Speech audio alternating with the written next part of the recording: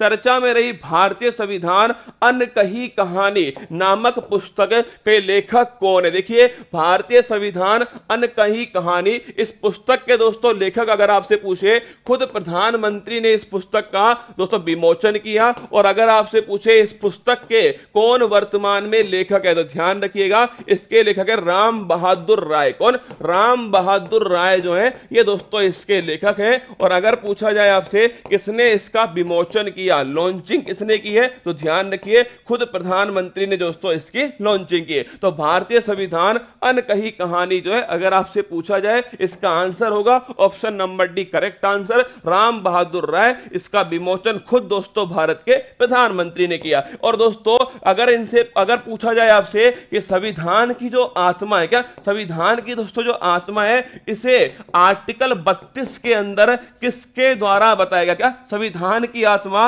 अनुच्छेद 32 को किसने बताया? कमेंट बॉक्स के अंदर छाप के बताइए। और यह पुस्तक आपके सामने भारतीय संविधान अनकही कहानी, राम बहादुर राय की दोस्तों पुस्तक आपके सामने। ठीक है, अब देखिए एक पुस्तक और हाल ही में बड़ी चर्चा में थी दोस्तों, the boy who wrote a constitution. क्या यह पुस्तक बड़ी चर्चा में थी? द बॉय हु रोट, क्या द बॉय हु रोट, एक लड़का जिसने क्या लिखा, जिसने लिखा दोस्तों संविधान, a boy who wrote the constitution. ये बड़ी चर्चा में थी दोस्तों। और ध्यान रखना इसके लेखक कौन है? राजेश तलवार। कौन? राजेश तलवार। और देखिए जिनके बारे में पुस्तक है ना, कल दोस्तों उनके बारे में सवाल पूछा गया आपके, और याद करो ये दोस्तों आपके सामने देखिए इस फोटो में आपको यहां जवाहरलाल नेहरू दोस्तों दिखाई देंगे। और मैंने आपको एक सवाल पढ़ाया था कि पहली बैठक कब हुई थी संविधान की? 9 दिसंबर 1946। याद है आपको? पहली बैठक संविधान की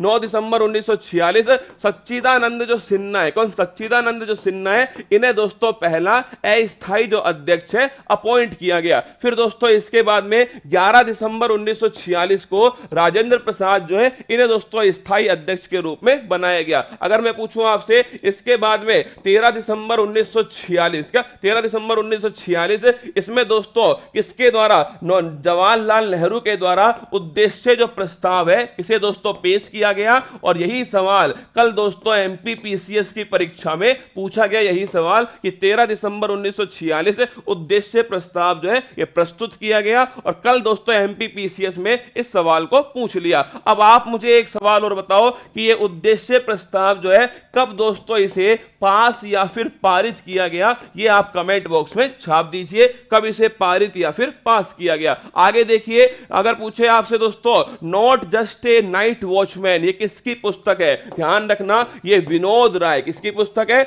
विनोद राय की दोस्तों पुस्तक का नाम क्या है? तो ध्यान रखिए not just a white watchman, क्या not just a night watchman दोस्तों अगर आपसे पूछे किसकी बुक है, तो ध्यान रखिएगा ये आपके विनोद राय की पुस्तक है, not just a night watchman. अब देखिए विनोद राय कौन थे? भारत के दोस्तों एक्स सीएजी थे। कौन? विनोद राय, ये भी आपको ध्यान रखना। और कल एमपीपीसीएस में दोस्तों सीएजी से भी क्वेश्चन आया था। अगर मैं पूछूं आपसे इंडिया के फर्स्ट सीएजी कौन थे? याद करके बताओ इंडिया के फर्स्ट दोस्तों सीएजी, अरे नरहरि राव। कौन थे? नरहरि राव जो है ये भारत के दोस्तों ध्यान रखिएगा फर्स्ट सीएजी कौन थे? नरहरि राव। आर्टिकल 148 से 151 तक है। अगर पूछे कार्यकाल 6 वर्ष या 65 वर्ष दोस्तों ये इसका कार्यकाल हो गया। और वर्तमान में कौन है? गिरीश चंद्र मुर्मू। ध्यान रखिएगा ये वर्तमान में भारत के सीएजी। देखिए सवाल एक था पर पोस्टमार्टम करके 5 सवाल आपके सामने है। एक्स सीएजी कौन? विनोद राय। इनकी पुस्तक का नाम not just a night watchman, इनकी पुस्तक का नाम। पहले सीएजी कौन? नरहरि राव दोस्तों भारत के फर्स्ट सीएजी। 148 से 151। अगर पूछे कार्यकाल कितना? 6 वर्ष या 65 वर्ष दोस्तों इनका कार्यकाल। अगर पूछे कौन वर्तमान में, तो गिरीश चंद्र मुर्मू। ध्यान रखिएगा वर्तमान में भारत के सीएजी। अगला क्वेश्चन देखिए, टॉम ऑफ सैंड, छपने वाला क्वेश्चन लिखना।